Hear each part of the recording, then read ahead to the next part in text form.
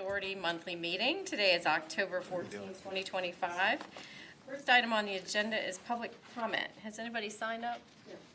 No public comment this morning.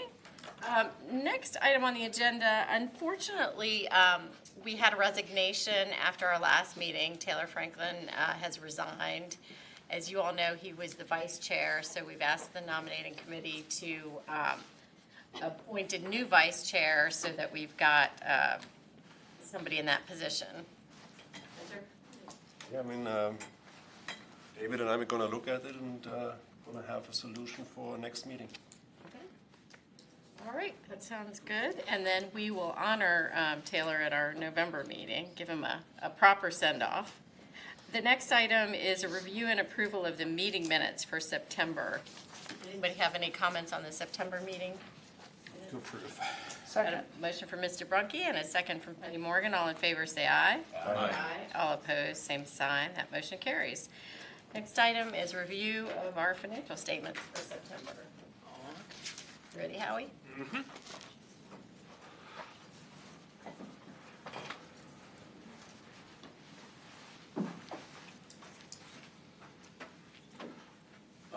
Good morning, Madam Chair, members of the VBA, councilmen.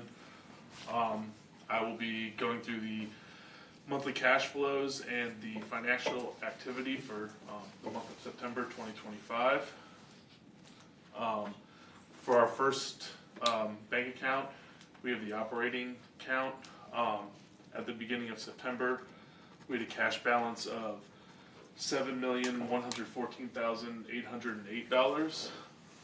During the month of September, we received $529,380. This was for an annual bond fee for the Series 2023A and 2023B 1 through 3.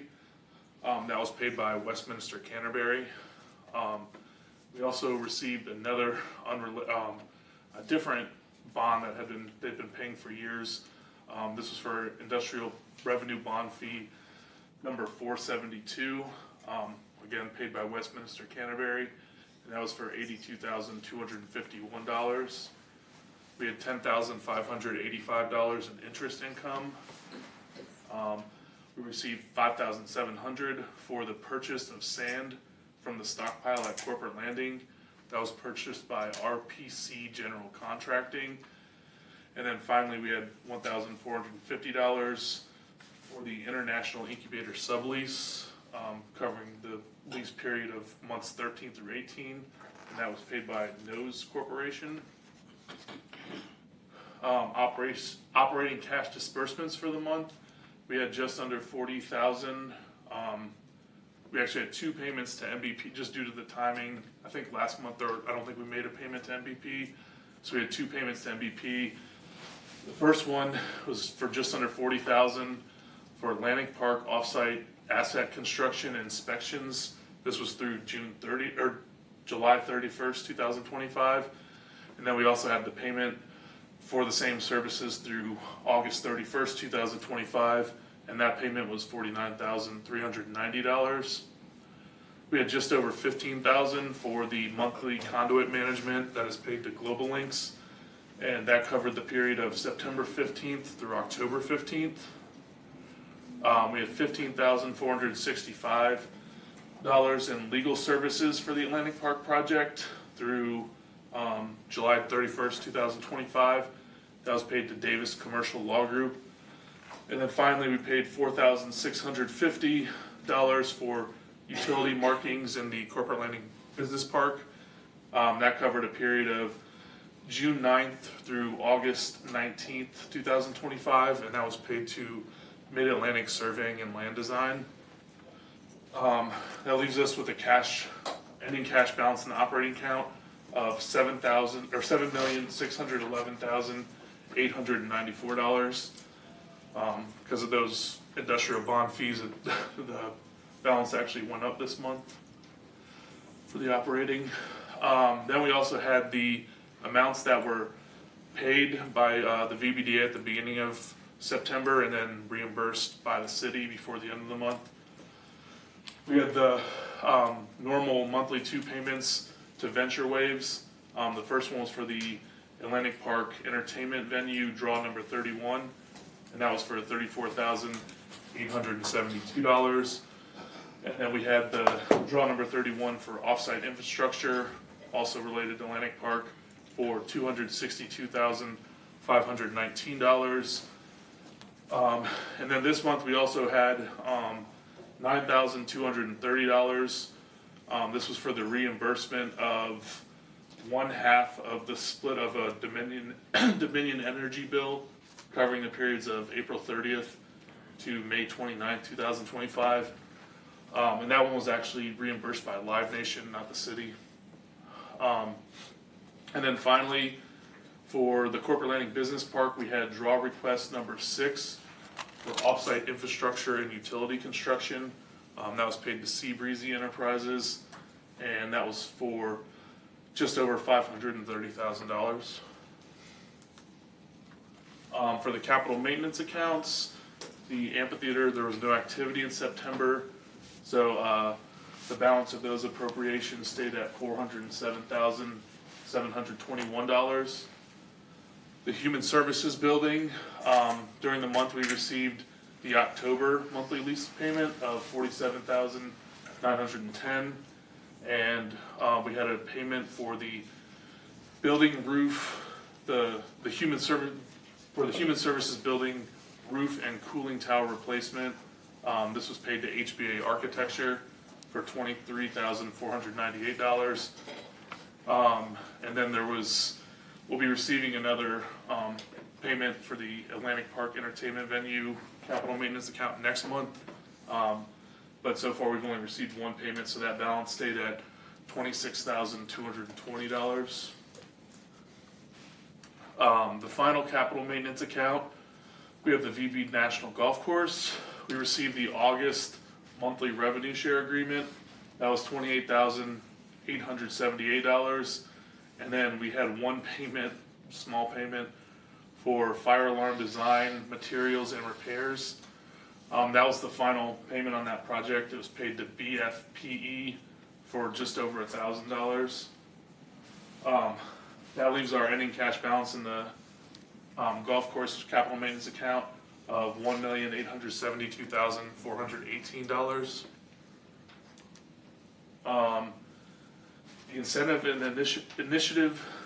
initiative cash account, there were, for the facade improvement grant cash, there was one payment for the replacement of exterior site light fixtures. This was paid to Driveway Motors for $5,500, leaving us with an ending cash balance of $68,069. And then for the small business grant program cash, there was a reimbursement for spray paint rig and painting materials. That was paid to Brush It On Paint for $2,073, and that leaves us with the ending cash balance in that account of $478,946. And then the last account on the presentation is the EDIP grant summary. We had beginning appropriations of $12,166,585. During the month of September, there was no activity for Part A or Part B. So that leaves us with an encumbered balance on September 30th. For Part A, it stayed at $5,623,134, and then for EDIP Part B, it stayed at $1,670,000, and that leaves us with funds available for future EDIP awards of $5,542,781. Any questions?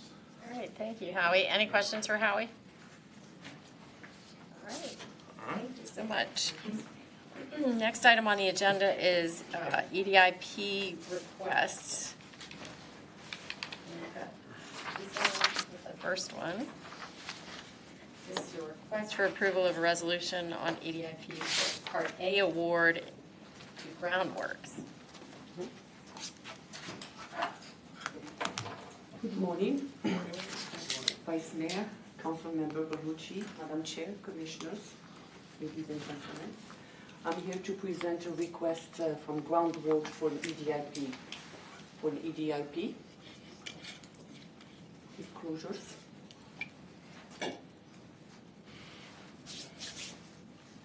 Okay, a little bit about the company. They are currently located at 1741 Corporate Landing Parkway. They are growing exponentially, one of the nation's leading foundation and water management solutions company. They employ 6,000 plus nationwide, with including 543 in Virginia Beach.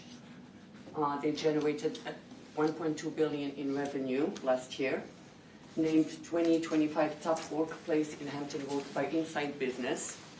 They host approximately a little over 20 leadership training sessions where they draw employees from all over the states, and during off-season, and rent they pretty much book 3 to 4 hotels in the resort area.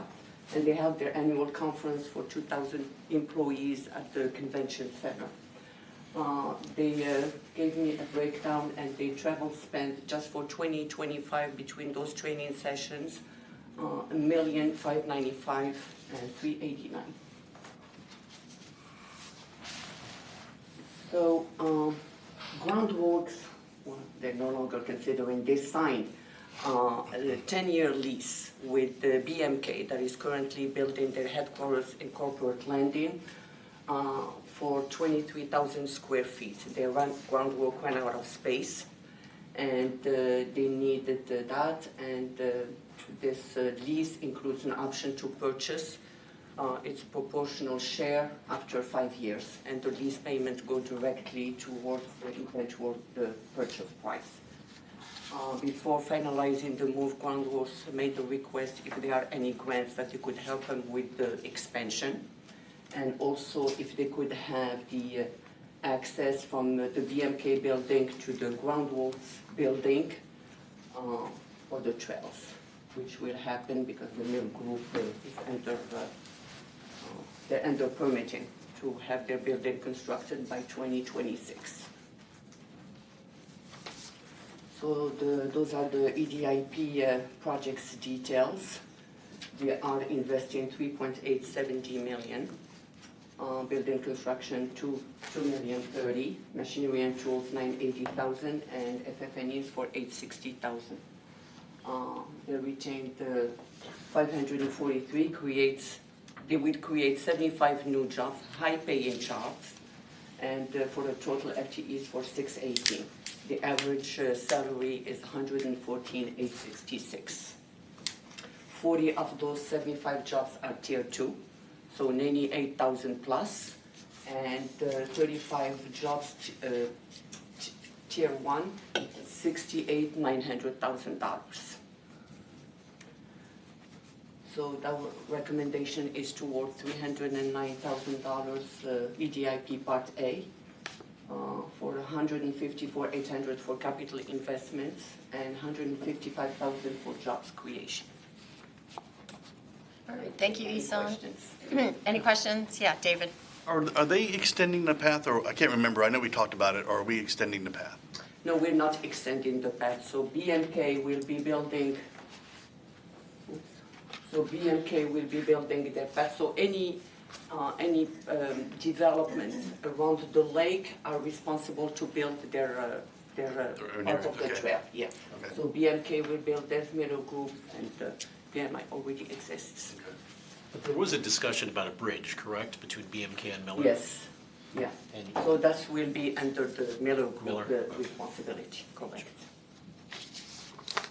So we're just incentivizing the capital investment. And the jobs. And the jobs Correct. for this expansion. A great success story for this business. Mm-hmm. It is. And we are currently, they have a team of 10 with the HR, so they're here from Chicago, and we're working with them on the workforce training, on different, they're gonna create an apprenticeship program and so many other things. That's We're going great. together, yes. What would their apprentice program look like? What type of training do they need? For the foundation workers, usually like people masonry, different skills, really. Interesting, okay. Any other questions for Isan? All right, so I'll entertain a motion on the request for an E EDIP Part A award of $309,800 to Groundworks. Got a motion from Mr. Weissenseel? Second. A second from Mr. Meeks. All in favor, say aye. Aye. All opposed, same sign. That motion carries. Thank you. Next item is for Natalie. It's Economic Development Investment Program Usage Exploration. Good morning, Vice Chair Wilson, Councilmember Berlucci, Chair Murphy, and BBDA Commissioners. I'm Natalie Dilmuse, one of your Deputy Directors. And we are actually going to have a discussion this morning, and so this presentation is just to help facilitate your discussion on potentially amending Part B of the EDIP policy. And the reason for this is because a few months ago, staff received a potential EDIP project, which we will call Project 4. And it was for filling a vacant space in a district with a huge shopping center, and the grocery store was no longer in the space, and it was about 8,000 square foot grocery store. And Project War wanted to put an experiential retail activity into the space, and it didn't quite fit the EDIP policy. And so before we went down the road of bringing that project to you, we thought, well, these types of requests come to us very often. So let's consider potentially exploring whether the BBDA should amend the EDIP Part B policy to potentially focus on redevelopment, and redevelopment on shopping centers specifically. And that could also include mixed-use opportunities, so that would be inclusive, yes, of retail, housing, office, if the market did bring that to light. So just as a recap, this program has been administered by the BBDA since 1994 on behalf of the City Council, and this is, again, a discretionary incentive fund. And there are 4 distinct parts to the EDIP. Traditionally, we have, as you just voted on, EDIP Part A, which you're targeting a high-skilled jobs as well as capital investment. Part B does support redevelopment, construction, and purchase of property, especially within a targeted area, such as our strategic growth areas. Part C also supports redevelopment, but in properties in the APZ 1 or clear zones. And EDIP Part F is really focused on that small business owner.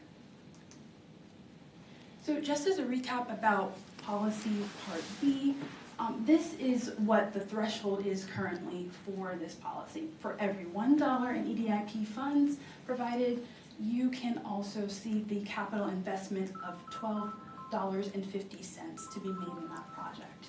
Now, there are several considerations for Part B, but some of the ones that come to mind are about jobs, capital investment, and of course, where it lies in the comprehensive plan as well as the economic development strategy.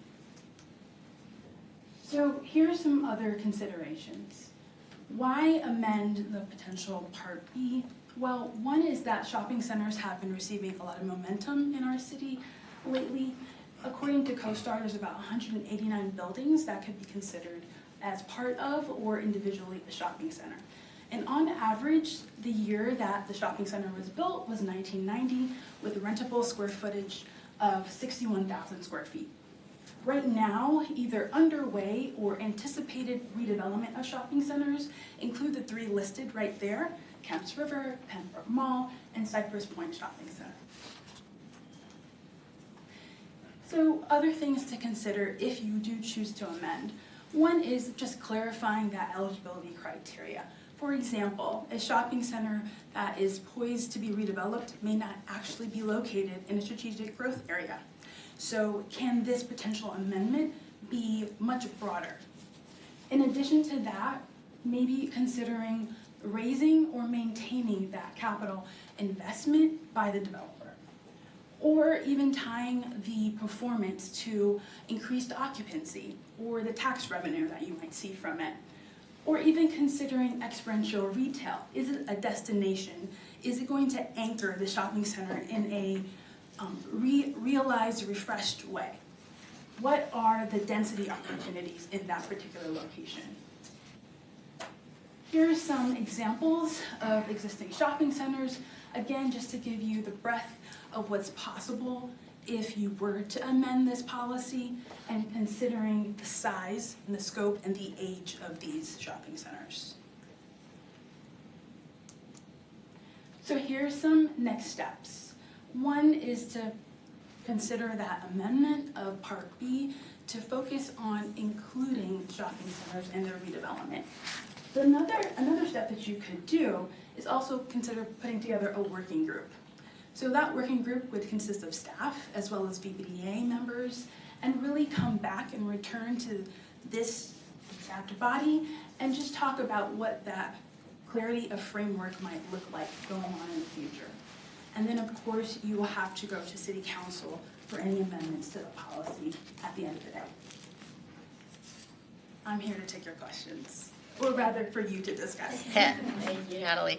Question, what types of things have we used EDIP Part B for in the past? Sure. So in the past, we've used it for a number of considerations that related to redevelopment. That could also include redevelopment related to a brewery or a restaurant. So those are some things that we have utilized Part B for. And, Madam Chair, it's been utilized for some infrastructure. For example, over across the street, the Amata Hoffler development at Trader Joe's, we're using Part B to support construction of streetscapes. It was the first use years and years ago was in the corner near where the Buffalo Wild Wings was, and we installed sewer or something along those lines. But it was sort of site readiness. So infrastructure related to redevelopment projects? Correct. So this wouldn't be a huge stretch, and I think it's important to try to line it up with where the comprehensive plan's going. Correct. We certainly we're not as bad as a lot of cities as far as vacant shopping centers, but this is something to consider, because I think hopefully this would be a way to incentivize redevelopment projects.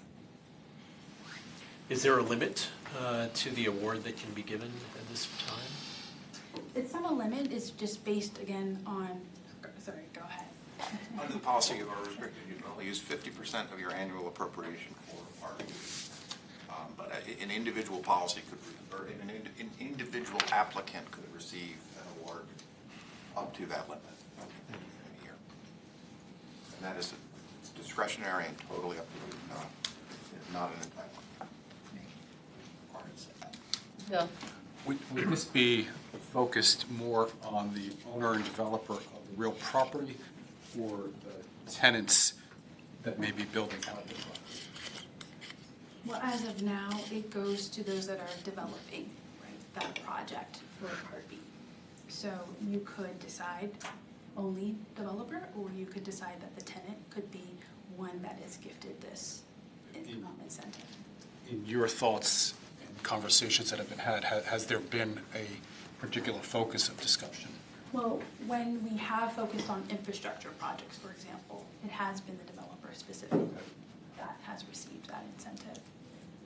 And I think, so the approval we just did for Groundworks, they're going to be a tenant in somebody else's building, and we're incentivizing their expansion and build out of that space. So I would think that it could be used to incentivize a tenant as well. Which you do have policies already that do incentivize. Yeah, so directly if the some, tenant. Lego or somebody wanted to do an experiential retail, that might be something to look at. Certainly gives us additional tools in our toolbox, yeah. Is there any hardship that never comes into play, correct? Financial hardship?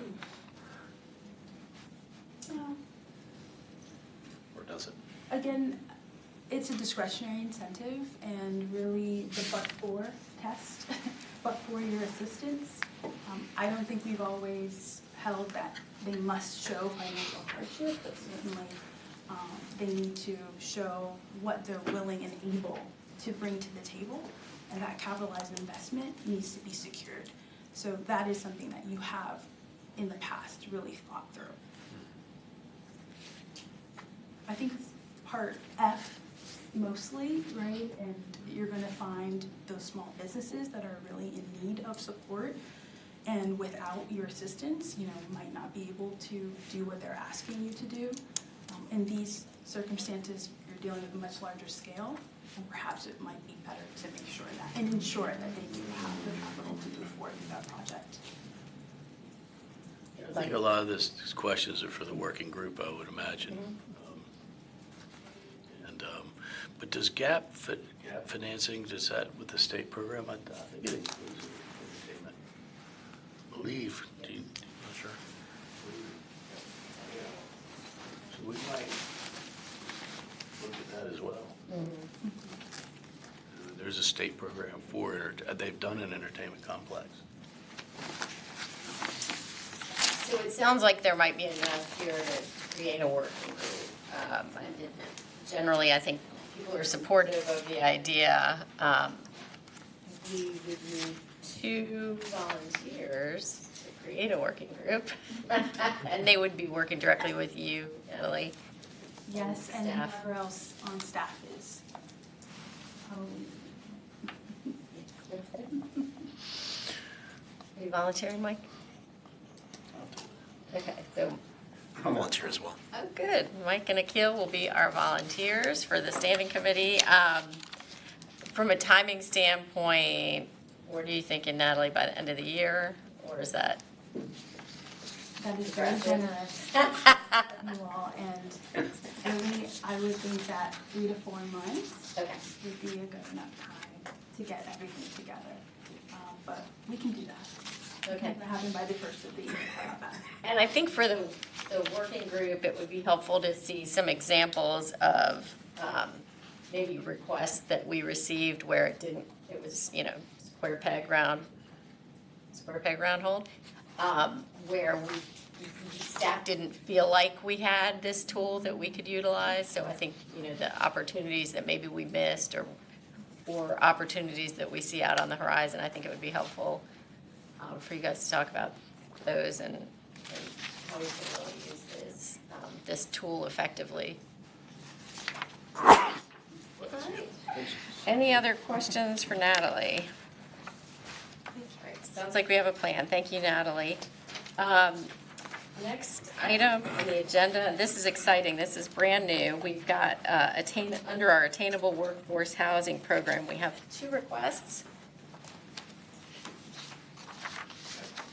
Amen. Good morning. Good morning. Can you hear me? Okay. I'm Sharon Schoaf. I'm the Housing Development Manager for the City of Virginia Beach Department of Housing and Neighborhood Preservation. Thank you for having me this morning, Madam Chair, Councilmember Bellucci, Councilwoman Wilson. It's great to be here this morning with this exciting new program and these 2 projects that I'm happily going to present to you today. So, why are we here? This morning I'm going to talk a little bit about what brought us to this program, which is housing affordability challenges in the City of Virginia Beach. We did a study a few years ago, and so I'll provide some information about that and some updated data. And we'll talk a little bit about the program, just to remind you all about what it is and what the eligibility requirements are for this program. And then we'll present 2 projects that came forward. Grand Lake Senior Apartments and the Silo. And then, of course, we're here to, at the end of this, request your that you all pass a resolution authorizing your chair to sign an agreement among the city, because this is a partnership among the city and VVDA. So some of the affordability challenges we have, you'll recall, we came to this board, I think, back in I think it was May, to present the program and get your approval for this. The 1 in 3 households in Virginia Beach are cost burdened. This number is from our study. It's about 59,000 households, and that means they're paying more than 30% of their income for their housing costs. That number has increased since that time to about 62,000. And then we looked at the median rent in Virginia Beach. There's a typo there, but in 2024 it was $1,750 a month. So the income needed to afford that is about 70 grand a year, or over $33 an hour. And our study also concluded that the most critical concern was a lack of affordable units for very low-income households. So this program is targeted, just to, as an aside, it's to be affordable. And HUD publishes income guidelines every year based on the median incomes for the MSA. So this program is targeted at 80% of the median, and that gets updated annually. But what they're saying here is even more critical are people who are very low income, and those are people at 50% and below the median income. And I'll show you some of those incomes as we move forward. So this program, again, you all approved it in May. The City Council approved it back in April, and it was launched in September. Again, it's a partnership between the city and the VBDA, and it provides an incentive for private development of safe, affordable, quality, multi-family rental housing. It is also important to mention it's self-sustaining.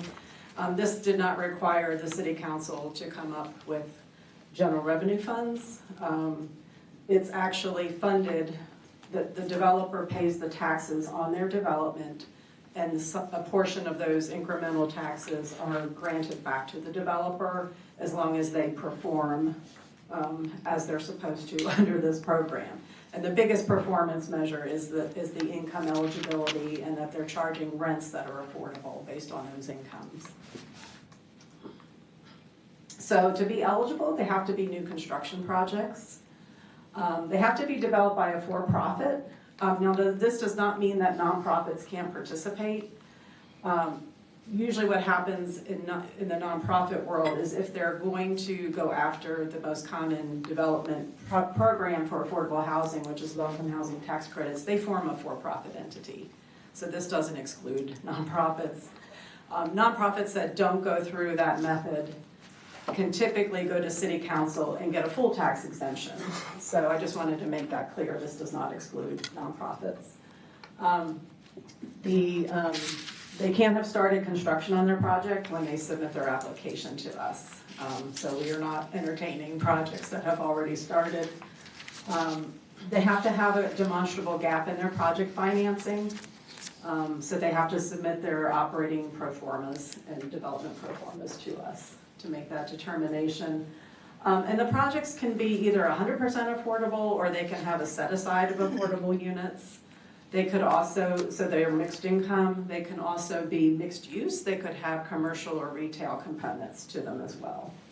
And the taxes that they're granted back are kind of based on some percentages, and they're adjusted based on how much is residential and how much of the project is actually affordable and targeted in that way. If a project demolishes existing rental housing, they can only be eligible if they build back and set aside at least 20% of those units for affordable housing. And the projects must have their rezoning by the time we come to you and the City Council for approval. So the first grant request that we received was for a project called Grand Lake Senior Apartments. This is 172 multifamily units for households at 62 and above. It is fully residential. There's no commercial or retail components. It's being developed by Grand Lakes Limited Partnership, which the principal is the Franklin Group companies. It's new construction on vacant land. There's no assessed value of any type of improvements on this project. It will be developed using federal low-income housing tax credits, and the council did approve the rezoning back in December of 2024, and it's expected to start December of 2025, so it's coming up. They have a funding gap of over $2 million, $2.1 million. And it's located on Virginia Beach Boulevard, near 5366 is currently the AAA building.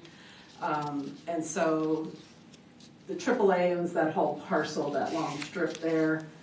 So it's being subdivided, and that back portion is where this project will be located in District 4. And again, it's fully affordable. On average, these projects serve households under the low-income housing tax credit. They have to serve households who make on average 60% of the median. But this developer, it's so far along right now that they were actually able to provide more breakdown of who they're actually going to be serving.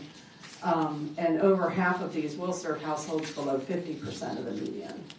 And so if you look at this chart, they're doing 19 at 30, 19 at 40%, 51 at 50, 14 at 60, and 69 up to 80% of the median. And those are the income levels that they can serve. This project will mostly serve 1- and 2-person households. We've been told it's similar to, I don't know if you're familiar with the Arbors at Birchwood on the boulevard, but it's going to be similar to that. But they could serve up to 4 persons in a 2-bedroom unit. This is a mix of 1 and 2 bedrooms. And like I said earlier, the rents are also regulated under this program to be affordable to people at these different income levels. And I went back and looked just for a 1-bedroom at the 30% rent limit. The gross rent is $600 a month. And developers have to, if they're making the tenant pay most of the utilities, they would back out those utilities to get to what they actually can collect in rent. So that's for rent and utilities for the tenant. So that's really good. $600 a month, I don't think you're gonna find anywhere else. So the fiscal impact for this, again, as I mentioned, there's no impact to the general revenues of the city. It's only coming from the incremental taxes that are generated by the project once it's actually completed. And so for this one, we're estimating that their grant's going to be about $188,000 the first year, or about $1,096 per unit.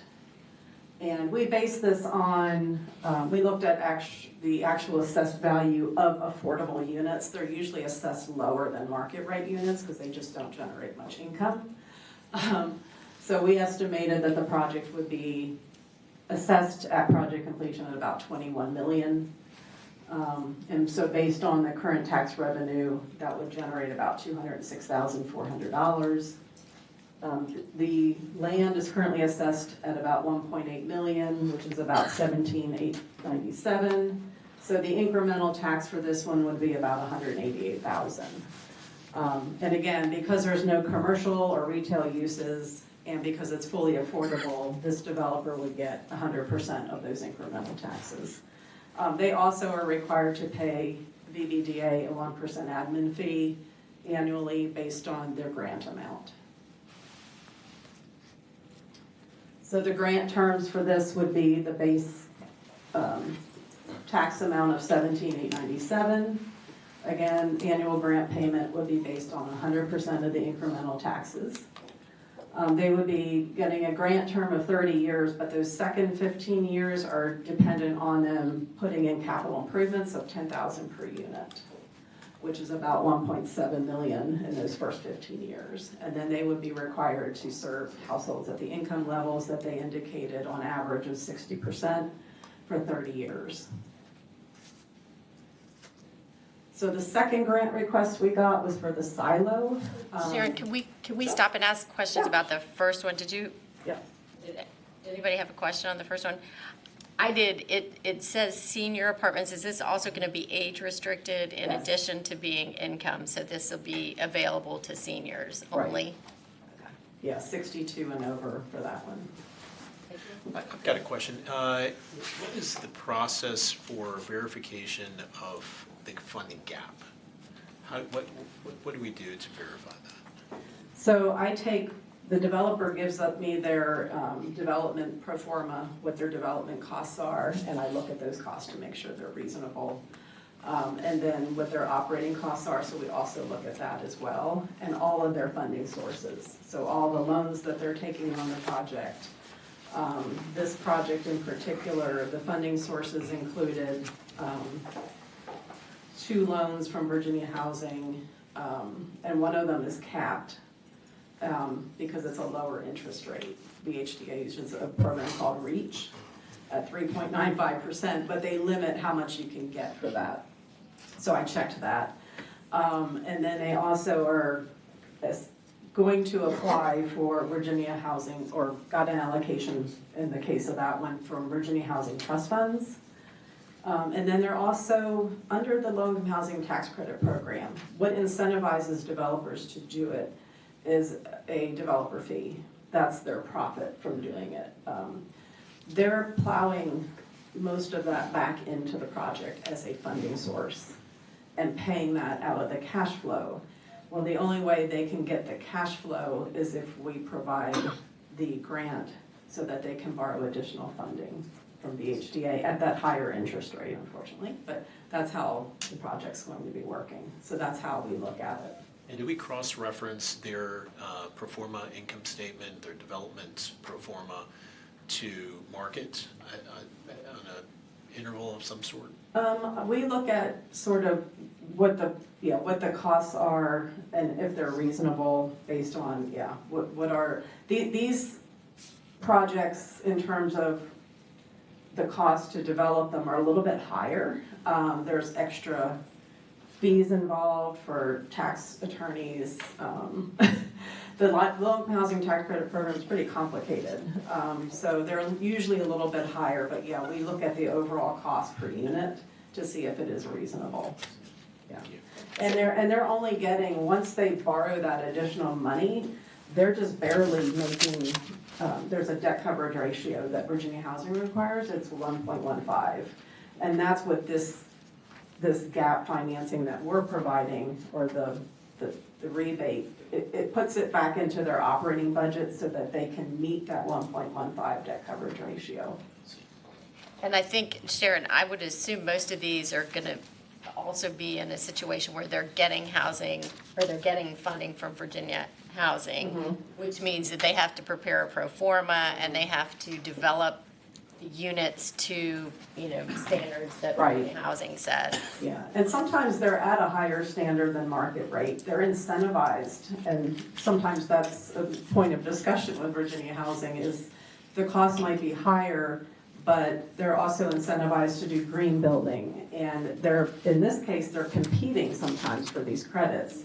So that sometimes makes the cost a little bit higher, but I think it's worth it because you get a good quality product too over the long term. And we do want to make sure affordable housing is well funded so that developers can reinvest in it and keep it, operating well. We want well managed, well funded projects. And the way the program works, they pay the taxes and then they get essentially a rebate back from the city. So it's self-funded. It's just the tax revenue that they're getting back from the project.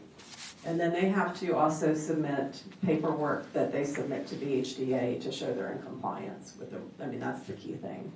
That they're, that when people move into the units, that they're meeting those income guidelines and that they're not charging more than the rents that are allowed under the program. Anything else? Any questions? Did you have something? No, but I'm familiar with these projects. It's incredible because what happens, to your point, the quality of the product is beyond what market is in some cases. And so you have affordable housing now gets an elevated product in long-term, 10, 20, 30 years down the road. You don't have a vinyl sided building, you have a nice clad building, and they're beautiful. Yeah. And they do cost more to operate because of the compliance too. I wanted to point that out. So I'm usually looking at higher cost per unit on the operating budget as well, but they're in line with the other tax credit developments. Okay, anything else? Thank you. Sure. All right, so the second one we have is the silo. This is not elderly, this is just for the general population, for the workforce. It's 100% residential. It's also being developed by the Franklin companies. and it's new construction on vacant land again. Again, this is also going to be developed using low-income housing tax credits. Grand Lake was under the competitive. This one will not be under the competitive. It's going under the 4% credits, which are, they're not in a competitive pool. They just have to meet certain thresholds. The council did approve the rezoning for this in July of this year, and they're expected to start construction next June. And their funding gap is about 2.8 million, roughly. And this one is located in Council District 2, kind of out near the courthouse on Princess Anne Road, on about 8.5 acres. And this one, again, will be 100% affordable. I don't have the breakdown at this point. They have not submitted their tax credit application yet. I think they said they're going to do that in January. So it's going to have a mix of income, though, between 50 and 80. And again, these are the maximum gross incomes that will be served under those income guidelines. And for this one, the first year grant amount is expected about $216,000 or $1,000 per unit. And we're looking at an assessed value roughly of $27 million when it's completed, which is $264,400. It's currently assessed just for the land at $4.9 million, which is about $47,000. So that will be the base tax revenue. So the increment would be about $216,179. And again, this is 100% affordable. It's all residential. So these would be the grant terms. The base tax would be $47,000. They would be receiving 100% of their incremental real estate taxes. It's also, they're requesting a 30-year term with the capital improvements set at $2 million during the first 15 years. And the average income, again, would be 60% over 30 years. So the next steps for these two projects, does anybody have any questions on that one? Any other questions for Sharon? Ruth Hill will be doing a council briefing this afternoon. And then if council requests it, we would take an ordinance to them for their approval on October 21st, next Tuesday. So that's where we are in the process for these two projects. And Sharon, our role as the development authority, because it doesn't require any of our funding, would Right. just be the administrative piece of this to Right. help with the project. Yeah. Madam Chair, as with other projects, you'd enter into a support agreement with the city. The city would appropriate the necessary funds for you to make these incentive payments. So maybe if the city doesn't give you the money, you don't have an obligation to make the payment. So it's revenue neutral to you. Great. All right, if there aren't any other questions, we will vote on these, each one separately. I think you probably need that for this resolution. So the first would be the request for approval of a resolution approving Grand Lakes LP's attainable workforce housing application, and that's for the senior housing. I need to abstain from items 6 and 7. I have a letter on file. Okay. All right. Thank you, David, for letting us know. So moved. All right, Akil with the motion and Gunter with the second. All in favor, say aye. Aye. All opposed, same sign. That motion carries. All right, the next item is 7, which is the approval of a resolution authorizing the Silo Apartments LP's attainable workforce housing application. All right, got a motion from Mr. Brunke and a second from Mr. Standing. All in favor, say aye. Aye. All opposed, same sign. Hey, Sharon, that motion carries. Sorry, Sharon, I have one question for you. Because this is a new program, what are you all doing to get the word out in the community about the availability of this program to help incentivize some of these projects that are a little bit under where they need to be to get done? So we have a couple ways we're doing that. We did do press releases, and then I did some direct outreach to people that had expressed interest when we first were talking about this back in the spring. We have an education campaign around affordable housing going out, so we have put out some blog articles and you know, just trying to get information out into the public as much as possible, and then coordinating with your staff too as well. It is available on the website, so, yeah. Great. What was the selection process of the people actually getting some of these units? Is it going to be the Franklin Group, or is it going to be a government entity, or? No, you mean what, how do projects come through this? No, how do the people get selected that actually get these units? Oh, yeah, the actual management company, depending on who's hired to manage it. In this case, I believe the Franklin Group's gonna manage their own project. But yeah, they have a waiting list, they advertise it when they're getting close to being done with the completion of the project. So they manage that tenant selection. And Virginia Housing requires them to submit a tenant selection plan. And they oversee the managers, right? Right. Virginia Housing does, yeah. Right. Yeah, these projects, any LIHTC project has to be, they have to have an approved VHDA management company that's familiar with this program, because there is a lot of complexity with it in terms of how we determine whether people are eligible to live there based on their income and assets. And they get reassessed on an annual basis or something when the income changes? Yeah, the income guidelines, well, they have to be eligible at the time they move in. And then there's also recertifications that happen based on the rules of this program. All right, thank you so much, Sharon. We hope to see you again soon. Yeah, me too. Thank you. Thank you. All right, next we have administrative information. Any comments on anything or feedback from any of the commissioners that you want to provide us? I will mention a few things. So as I mentioned, Taylor Franklin will be honored at our November meeting. We've got to give him a proper send-off. VBDA holiday party details. So the holiday party will be Thursday, December 10th. All right, Wednesday, December 10th, sorry, there's a typo, from 5:30 to 7:30, and we are hosting that at the Dome, so 420th Street. It's a really nice venue up there. Additional information and will be sent out in the coming weeks. Important meeting date change, so our next meeting, our November meeting falls on the 11th, which is the Veterans Day holiday.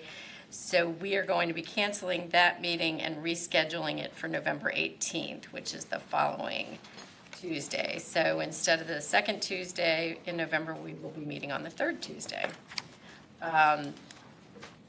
Also, if you haven't had a chance to comment on the comprehensive plan, I think there are a few weeks left, October 30th. It would be the deadline to comment. Please take a look, especially references to the Green Line and economic development and opportunities for economic development and expanding Innovation Park, which is something that we've talked about multiple times and have met with the business community to talk about as well. So I think it's important to get in those comments. Director's report.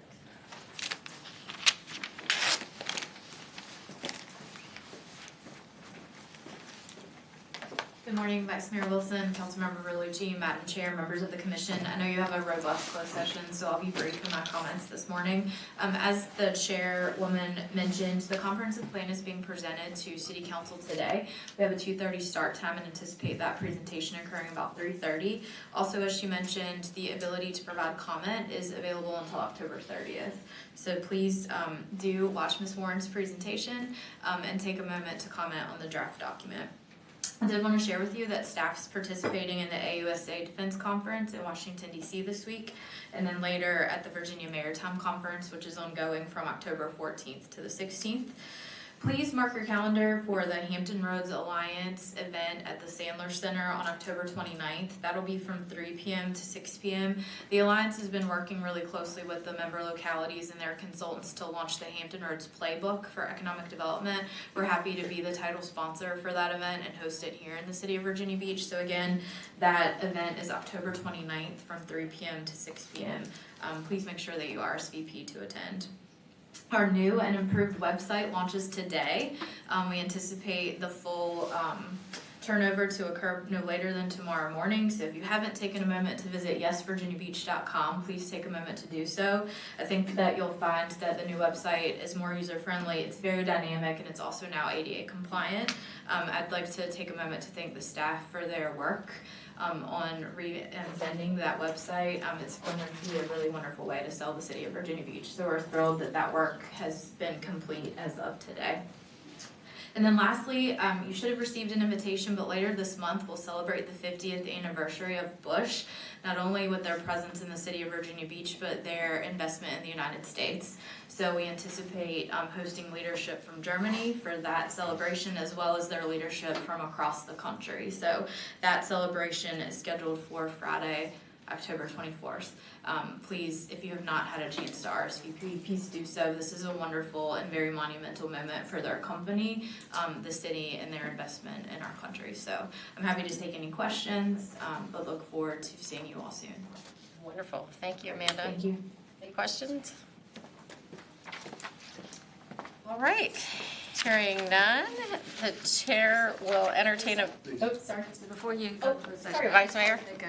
a quick comment that our chairwoman did a fantastic job coming before the Planning Commission and the council in support of acoustical sheet metal, and want to thank you for your comments and taking the time out of your busy schedule to do that. And this comprehensive plan coming up really is important. I mean, you heard from Amanda Jarrett, you heard from Lisa, but economic development was named as the #1 goal by the council at our retreat. And I think that's significant. And we want to make sure that that message is reflected in the comp plan as well. So if you have time to make comments or do anything to support that would be really, really helpful to us. But again, thank you, Lisa, for coming out. You did a fantastic job. You're welcome, and all companies are important, but especially acoustical sheet metal and their big plans for future expansion and employment in the city. It's a big deal. So, thank you. All right, now I will entertain a motion to recess into a closed session pursuant to the exemptions from open meetings allowed by Section 2.2-3711A Code of Virginia as amended, for the following purposes. Prospective business or industry. Discussion concerning a prospective business or industry or the expansion of an existing business or industry where no previous announcement has been made of the business or industry's interest in locating or expanding its facilities in the community pursuant to Virginia Code Section 2.2-3711A5, and that pertains to District 5. 2, contracts. Discussion of the award of a public contract involving the expenditure of public funds, including interviews of bidders or offers, and discussion of the terms or scope of such contract, where discussion in an open session would adversely affect the bargaining position or negotiating strategy of the public body pursuant to Virginia Code Section 2.2-3711A30, and that pertains to Districts 4 and 5.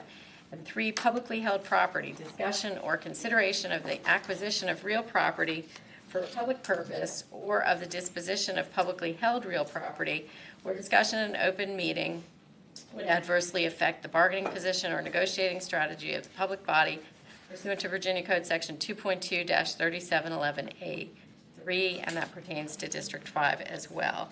So we'll have a motion, a second, and then a roll call vote. So moved. A motion from Mr. Horsley, Second. second from Mr. Meeks, and then a roll call. William Brookie, Yes. Donald Horsley, Yes. Akil John, Yes. Esmo Meeks. Yes. Penny Morgan.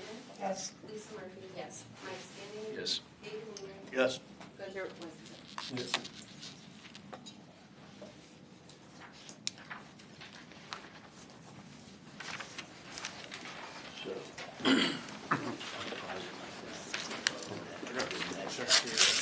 These ones.